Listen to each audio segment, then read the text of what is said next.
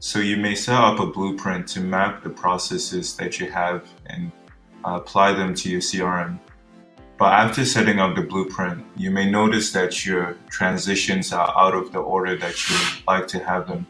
For instance, in this occasion, I want start engagement to be the first button, not interested the second, and bad lead the third. So to configure that, I have to enter into setup, go to blueprint, access the blueprint, and all I have to do is delete all the transitions and create them in the order that I want them to appear on the lead.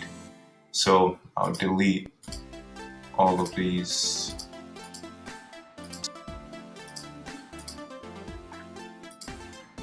And I'll create them in the order that I want them to appear. So start engagement first.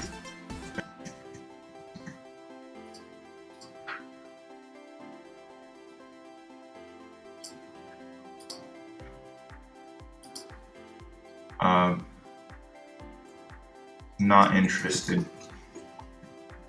Second. And then junk lead. And I save that. So creating it in the order that I want them to appear. After I've done that, I republish.